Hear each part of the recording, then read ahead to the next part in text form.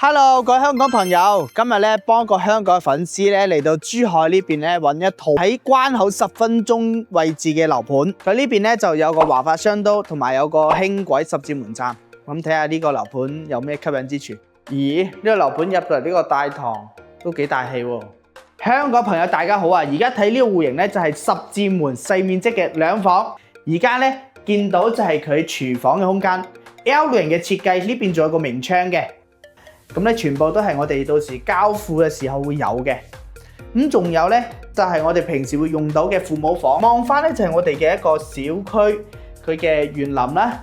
出到嚟咧呢個客廳嘅開間有3米，佢嘅嗰個景觀咧係 very good， 因為可以望到成個十字門會展中心啦，同埋澳門景。到時咧如果呢度有煙花咧都可以望晒啊！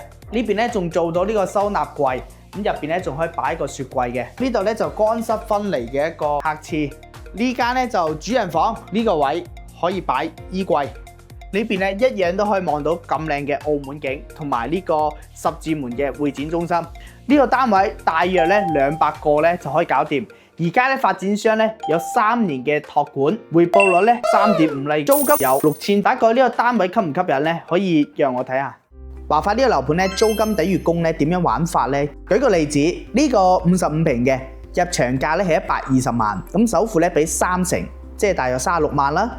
咁剩餘嘅84萬咧做30年嘅貸款，利息咧按3個點計算嘅話咧，就係月供大約3500蚊。華發嘅酒店託管咧係俾到3.5嘅回報咧係俾到你嘅，咁所以咧佢就會有呢個以租抵月供嘅玩法啦。其實咧，十字門嘅樓盤咧，大家會覺得個價錢已經係好貴嘅啦，或者係唔值得購買啦。佢呢邊有佢嘅優點，優點咧就係翻關口咧好近，大約咧10零分鐘咧就可以去到港珠澳大橋，或者你翻拱北咧澳門啊又好方便嘅，而且翻市區香洲翻工又好方便。咁視乎大家嘅選擇啦，係咪？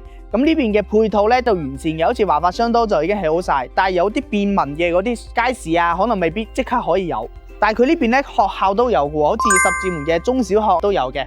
咁大家覺得如果呢個樓盤都係適合你嘅，可以約我帶你嚟現場望一望先，再做決定。